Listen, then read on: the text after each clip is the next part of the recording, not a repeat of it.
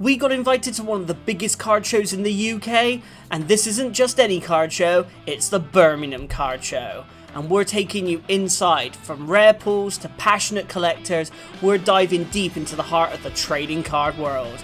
But we're not here just to browse. Emily hits the main stage to interview some incredible voices of the community. We rip open a booster box with some excited kids and take on a scavenger hunt like no other, with 10 things to find, all tied to both Pokemon and One Piece, and we've only got less than 2 hours to do it all. Can we complete this ultimate scavenger hunt, or will we crash and burn in a sea of shiny cardboard? Let's find out. Taking our first steps into the card show, we were super impressed with the size of the event.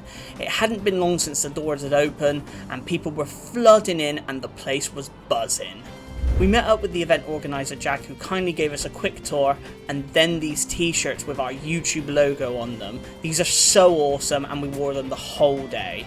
So we've already been challenged by UK card shows to go out and buy 3 booster box, Pokemon, One Piece and Okada for the box break at 2 o'clock. So we're getting the cash and then we need to go shopping. So let's see if we can find something a bit more newer. Our first stop was one of the event's main sponsors, Caldera Collectibles, and I immediately spotted some One Piece boxes. They mainly had sealed EBO2 boxes for sale, but they did have one single box of OP05. And after a bit of negotiating, we managed to seal the deal and pick up the box for 150. Alright, cool. Right. First box of the box break for the kids box layer is OP05. So let's go and find that Locana and boost box from Pokemon next. Luckily for us, we'd already spotted a stall selling plenty of Lorcana early on, so it was off to Grail Guard, where at one of the previous card shows, we'd bought an acrylic case for our sealed OP01 box, but now we were here for something completely different. So we've wandered around, obviously we picked up the One Piece box, but we've managed to find some Lorcana booster boxes at a very reasonable price. I'm thinking it's either going to be either Floodboard or Shimmering Skies we go for. Yeah. I probably would have, I mean, this is personal preference, I probably wouldn't go for set 6, because I'm not a big fan of the Enchanteds, but I think 7 and 5, these two, have probably got the prettiest Enchanteds other than set 1. I was thinking Shimmering Skies. Yeah, that's probably my favourite set after set 1, so... Oh, I think we've got a winner then. Right. 90, 100. Thank you very much. 2 boxes down, on to Pokemon. Now you think finding a sealed box of Pokemon at a card show would be easy, right? Well, we did find multiple boxes, but all over the £150 budget we had left. We found Twilight Masquerade for 185, Surging Sparks for 250, Temporal Forces for 170, and we genuinely got a little worried we wouldn't find anything. That was until we hit Bad's game install, where he did have some Journey Together, but with the price tag of 160. So after a bit of bartering, we managed to get it for 150. Journeys Together, we got it. Finally got something. Right, got the boxes. Gonna head back to Jack and give them to him, but they'll be saved for later when we're doing the box with the kids. So yeah, it is busy and it's hot in here. It was almost time for Emily to begin her interviews, so we made our way to the stage to prep some questions. This was Emily's first time ever interviewing anyone in front of a live audience, so of course she was a little nervous. First up was Robin Jeans, a sketch artist who'd work on sketches for Batman, Transformers, Marvel, as well as other ventures with Upper Deck, Dynamite Comics, and very recently, Topps Cards with Star Wars. While Emily asked about Robin's work, his art style, creative process and up-and-coming projects, Robin would be painting a one-off piece to show off his artistic skills and ended up painting a sleepy Bulbasaur which was just adorable. She also got to interview the head of Black Label Grading, where they talked about the grading process and their love of all things collecting. But now it was time for the kids box break, and we had all 3 booster boxes we bought earlier and a queue of excited kids eager to open up some packs and pull some shiny cards. We invited a handful of kids on stage at a time, giving them a pack each of their choice to open up all together and show off their favourite pull. Of course, Pokemon was the most popular and was the first to run out, but everyone still had a lot of fun, with some kids being very happy with what they pulled, and overall a successful box break, bringing the TCG community a little closer together. So my very first panel interview debut has come to a close. That was surreal, terrifying and Everyone said I sounded alright, so now I think it's time we get the challenge underway. Let's do it. Today's card show challenge is a scavenger hunt designed around both Pokemon and One Piece. We've got a list of 10 different items to find, and with the clock ticking, we've got 2 hours before the card show ends to tick off everything we need on the list. And I knew exactly where I wanted to start, back at Caldera Collectibles, where I originally saw their One Piece binder, and in there was quite a few cards I needed for the collection. Deciding to pick up a PRBO1 Law, but also spotting a card on the list that I wanted to get before Emily. I see a nice full art that I'm going to get before Emily sees it. It's one we need for PRBO1 as well, so one for the collection, one for the challenge. Like, I need a vintage card. I knew Gengar had the vending machine cards. I just found the binder. So all these vending machines with a little logo, something a little bit vintage, but I want to go for this Mewtwo, I think. I think it's a no-brainer. Either Mewtwo or the Lapras. There's too much to choose from, so I'm going to have a real good think. One eternity later. So just been to Gengar store and got me my pre-2010 card. I went vintage, I went old school, but I do like the vending machine cards, so happy to get this little one added to the challenge. So one of the things I've got to find is a non-TCG related product, and I want to see if I can find like the weirdest thing possible. Like, everyone normally goes for like a plush or a pin or something, but I kind of want to find something that's so random that no one would even think about as a non-TCG item. I don't know if I can find one here, but I'm certainly going to try. While I knew which vendor I really wanted to go to next, I still took some time to explore around for some of the listed items I wasn't so confident with, like the mystery blind bag, sealed product, and card of a location. And after seeing so many cards I needed for sets and possible contenders for this challenge, I was starting to get a little too distracted.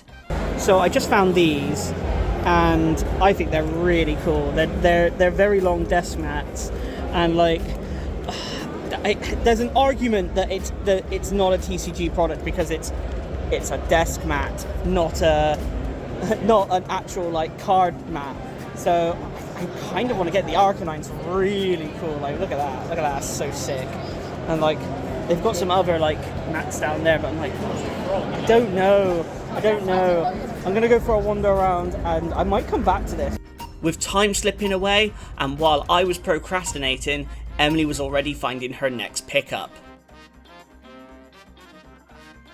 Got the full art. It's the last full art we needed for 151, so I knew it was definitely on my to find list today.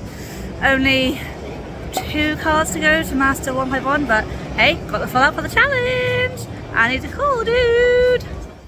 I finally made it over to the vendor I'd been looking for, Griffin's Gaming, and they did not disappoint, having stacks of One Piece cards to go through. I was a kid in a candy store with too much to choose from. But I was on a mission to tick off as many things from the list as possible right here. And I managed to pick up 3 more One Piece cards, and I couldn't be happier. So not only did I pick up a promo card, I picked up a Straw Hat member, and I picked up a card with someone eating or something to do with food. So I think that's pretty much everything I can do for One Piece, if I'm going to be honest. I think the rest has to be done in Pokemon now. Like, because I'm thinking about the rest, and I'm like, oh, I don't think it's possible. So I'm going to have another browse around. It is starting to get a little bit more quieter now, as the show is coming to its final hour. And I think I've got to try and hurry up, because I've got to find something for the rest of them. I was on a roll, having ticked off 4 out of the 10 items, and was feeling confident I'd find the rest in no time, as there were still a dozen stalls to browse, but there was no time to rest, as I knew Emily wouldn't be far behind. Right, I found a couple of One Piece cards, some like one to go with the Straw Hat member and one for eating, but there's also a treasure rare. I'm like, do I get the treasure rare just for the collection? It's a little bit of a tricky one there, so I mean, they're all really pretty cards, I just have to figure out what I'm going to do. 7 hours later. 2 more cards on the challenge done. That is a Straw Hat member, and Izu is eating some food. So that's from YS cards. I bought from them for previous challenges, so they're always good to have one-piece cards. So another 2 ticked off. Then at the very next stall at Deckhead UK, Emily found not only a reverse holo we needed for our Hidden Fates collection, but also a Zacian EX promo, which she chose as her promo pickup. And not even 5 minutes later, she was eyeing up another item for the list. These keyrings with miniature prints of Pokemon cards in them, and even I knew which one she was going to get. I may not own it in real life, but maybe I can just get it in small form. This meant Emily had ticked off her non-TCG related item, and was now ahead of me, and with less than 30 minutes of the show remaining, we both needed to pick up the pace. So we walked around together hoping to get some inspiration, but I couldn't help myself looking at cards we needed for sets. And of course I end up back at Elite Four Collectibles, just to have a look at all their shiny Delta Species stuff. Honestly, I need to make more money. Just so I can afford all of these. Deltas. Yeah. While I was browsing, one type of card kept catching my eye that I thought would be a great idea for one of the items off the list: gold stadium cards. Me and Emily already have all the Sword and Shield gold cards, so most of the ones I saw we already had, and 2 potential ones I wasn't sure if everyone would get, so to play it safe, I wanted a second opinion. Hi. That's good. I've got a possible card for the location part of the challenge, Okay. but I don't know if it counts. Do you want me to come check it? I think I need a possible judge. We need it for the seal collection. We do need it for a seal collection. But not today, because we're broke. Not today! Right, tell me, do you know where that is from? That is the power plant where you find Zapdos in red, blue, yellow. No, yellow. Yeah, yellow? Just yellow. Kanto. In the Kanto location. Oh, because you know exactly where it's from, I think we have a winner! Ding, ding, ding, ding, ding, ding, ding! So as John has found the power plant from Kanto, I found the Model Dojo from Kanto. So we both found our location card and one I'm missing for the set. I didn't mean to drag her into that. Yeah, well, you got And now I've inadvertently helped her find one for the challenge. I'm so annoyed. That's his own fault. Now I was getting a little desperate and contemplating whether I should just get a plush as my non-TCG item, but I didn't want to give up on finding something unique. However, Emily was just one stall away, ticking off another item. Right, I found my mystery box. There's a potential chance for an Eevee or a Jolteon, so that would be quite nice. So, don't know which one I'm going to get, but I have ticked off the blind box of the challenge. I will open this when I get home. We are running severely out of time. We have 50 minutes left. I'm missing 2 items from the challenge. So And I'm missing like 4, but I've decided I know what one of them is going to be. I'm going to grab that, and then everything else, going to wing it. So I'm literally running off now, guys. So see you later. I'm not running. The race was on, and with 5 items on the list still to go, I needed to hurry. And as I was on my way back to a particular vendor, something caught my eye, and I knew I had to get it. And then I saw that.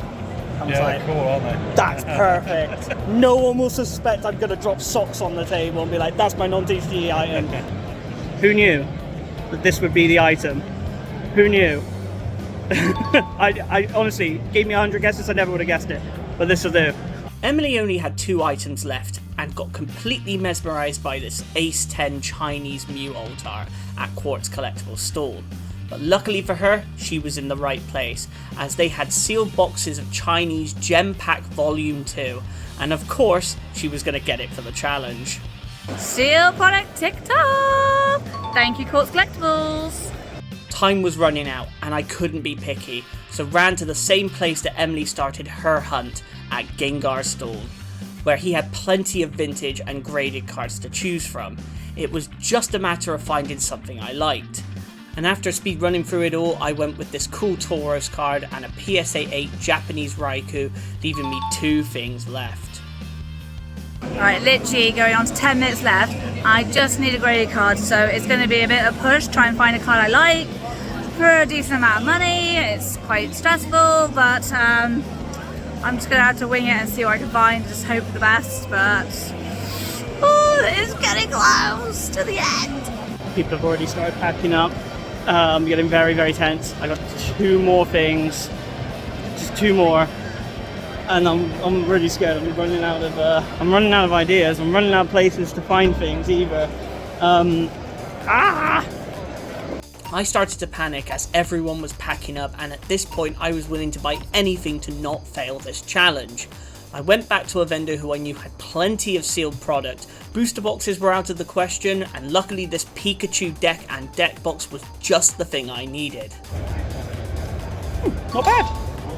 Well, here's a familiar face. You would have seen him on plenty of challenges in the past. So he's got plenty of slabs available. Let's see what we can find. After we barely had 5 minutes left before we would be kicked out, and Emily was rushing through a great selection of graded cards, and like me wanted to pick the one that felt just right. The Cyndaquil's nice. I really like the Cyndaquil one, but there's too much choices. Ooh. Yeah, I think we're going to go for that, guys. Sweet, thank you. And that's the last item on the challenge ticked off. That's it, that's the end of Birmingham Card Show. Everyone's all packing up now. I just got to go and find John. And hey, it's been absolutely epic. So challenge well done. Time was pretty much up and people were starting to make their way out. So I met back up with Emily and we had one last stop to make, and if this vendor said no, I would fail the scavenger hunt. You might be my only hope. Those one-piece like mystery box things, the female things. These ones. I am searching everywhere for a blind bag, and then it's just like I brought myself back here. Oh, thank you. Oh, it's completed. It's done. It's done. It's done. That was it. We'd both done it. We completed the whole scavenger hunt. All 10 items were in the bag, and after a long day, we were definitely ready to go home. But here's the real question. Who found the best items? Who really won the scavenger hunt? Let us know down in the comments, and remember, whoever doesn't get enough votes will be facing a punishment during our next live stream, so choose wisely. All in all, it was honestly one of the best card shows of the year so far. We got to hunt for gems, have some laughs, and more importantly, meet some incredible members of the TCG community. You guys seriously made it special. If you enjoyed the video, be sure to like, subscribe if you haven't already, and hit that bell so you don't miss the live punishment coming up soon. Thanks for coming along with us, and until next time, keep collecting, keep trading, and we'll see you all in the next video.